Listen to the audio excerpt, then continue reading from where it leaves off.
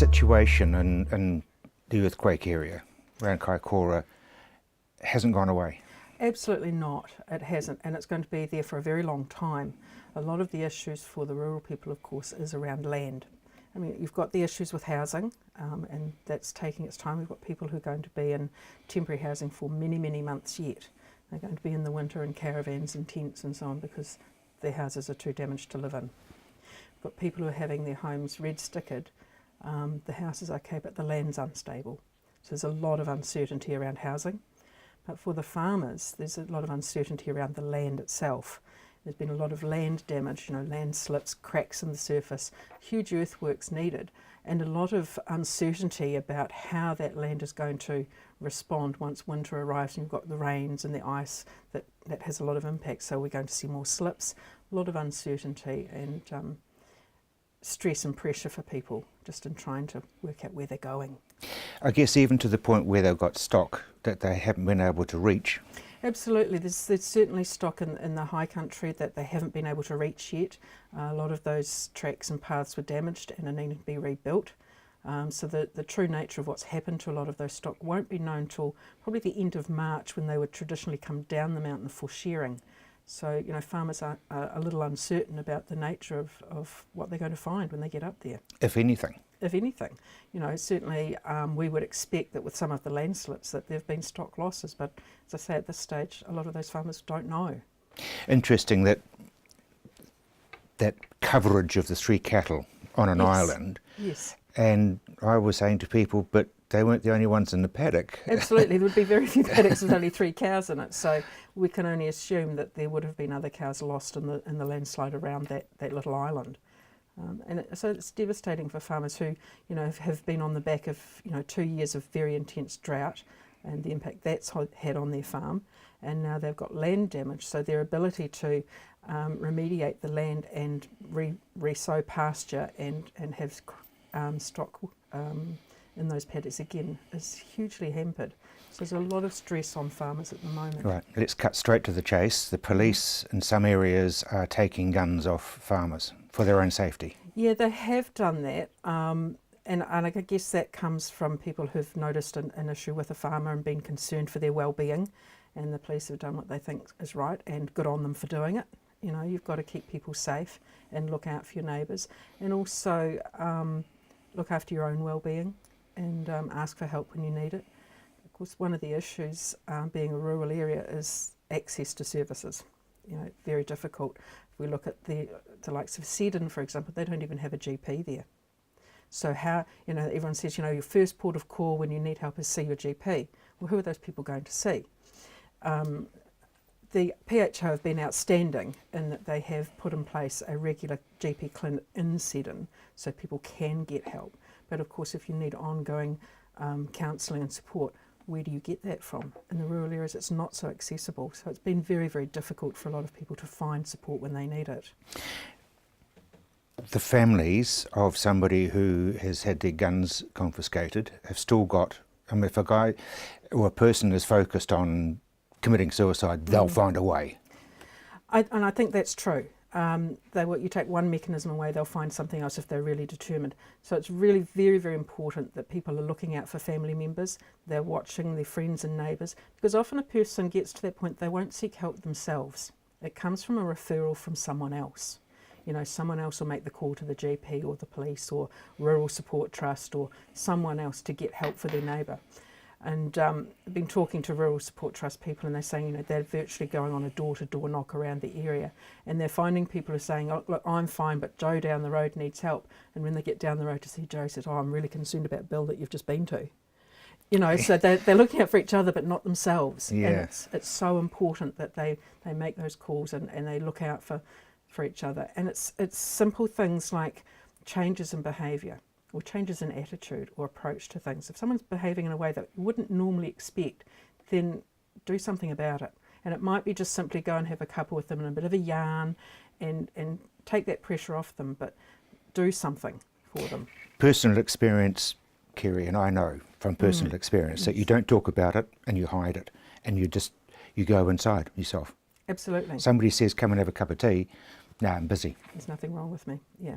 That is very, very So, hard. you know, I mean, you and I have spoken about this for years. Yes. And there's no way that you can actually get in there if the person doesn't let you go in there. That's right, and it's very hard to put the supports around them unless they actually want to be supported. So very, very difficult and very stressful for the families. And also you've now got, if you're looking at the children as well, it's very stressful for children. They've gone from, you know, happy environment, everything's going great, to now being in a very tension-filled environment. You know, even if mum and dad aren't arguing, children are little sponges, they suck that up. They know there's tension in the house because of what's going on around the farm. And so you will see children's behaviour changing. Things like bullying will start to come out, they'll start to act out things.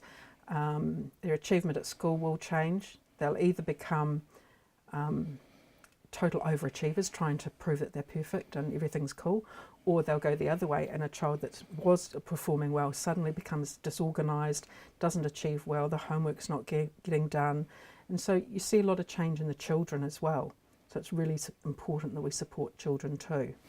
That to me puts a very large flashing red light on the teacher's desk. Absolutely. There's so many people that come into contact with people under pressure. And it's teachers, it's livestock agents, grain agents, bank managers, even just the person running the local supermarket will know who their regular clients are. And they'll know that, you know, maybe that couple's buying a whole lot more alcohol than they used to, or they just don't seem as chirpy and as chatty as they used to be. So there's a lot of people who, you know, can join the dots. And I think that often that's the case, is the dots don't get joined enough. So as a community, we need to work a lot better together. We're focusing, I guess, on the earthquake area around Kaikoura and Seddon. However, what you're saying is universal. Oh, it's a much bigger area. If you look right down Culverden, you know, they've got issues too. One of the other issues, of course, is the change in the land itself. With the earthquake, of course, it changed the riverbeds a lot. Streams that did run now don't run. We've got the Clarence River raised at least 6 feet, so they're having to build stop banks, because once the winter comes and the rains come, are those rivers Which going they to now? will. Which they will. Those rivers could now become flood areas. So, and also we're hearing reports of people whose house wells have gone dry. So the indications are that through the earthquake, those underground aquifers have moved and changed.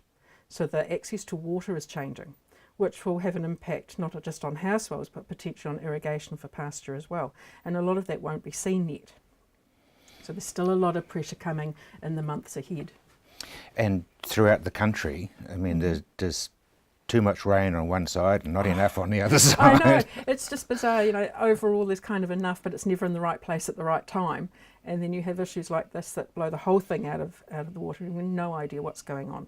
And I think that's going to be a huge pressure for a lot of farmers, is just not knowing where their water is and how to get it, and the cost of getting it if it has changed.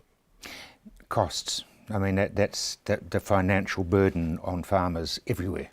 Absolutely, it's going to be huge on top of, as I said before, what's already a financially strapped area because of, you know, 2 years of drought, and now a lot of remedial earthworks that really aren't covered by insurance. A lot of refencing has to be done on farms because it's all moved and damaged. So there's a lot of cost going to be loaded onto farms that wasn't there before. And that again is another area of stress and pressure. So really important that farmers are taking advice early, planning, talking with their farm advisors, their accountants, bank managers, even IRD, and looking at how they can do this on a realistic plan, rather than having it all just load in all the time, but actually keep working, keep planning, keep talking. Really I think talking is probably the most important thing, if they can bring themselves to do it. But I think if they deal in it issue by issue, you know, like the fences are down, let's deal with the fences, and try and deal with the practicalities, and make sure that they've got a plan for things happening and they can see progress happening. It actually starts to lower that pressure. If they can actually keep working, keep talking, keep planning, making decisions, it takes a lot of that stress down. Make a list and tick the easy ones Absolutely. first. Get that list down a bit by ticking the easy ones. Absolutely, and don't be afraid to ask for help from neighbours, friends, or whoever else. Oh, but Kerry... If you need help putting a fence up, you know, don't try and struggle on, do it yourself. There are fencing gangs out there. There's tailing gangs out there. Rural Support have been out doing a magnificent job, going house to house, you know, finding out what help's needed. So don't battle on, you know. And people like Rural Women New Zealand are there to counsel. Absolutely, we've been doing a lot of that work. Rural Support as well have been doing a lot. There's been a lot of activities or events, social events, to try and get people together, get off the farm. Really important that, if you rostered a day off, get off the farm, get away from it. Don't look at it for, even if it's just a weekend or a day, get actually off farm and get totally away from it. One of the great things that Rural Women did was they realised that some people after the earthquake didn't even have a cup to drink out of because it was all broken. So they had a drive and they got care packages with new crockery and glassware and blankets and food vouchers and did some practical stuff. Brilliant. Kerry, thank you so much indeed. Just a moment or two, we'll be talking to Jim Grierson about things horticultural.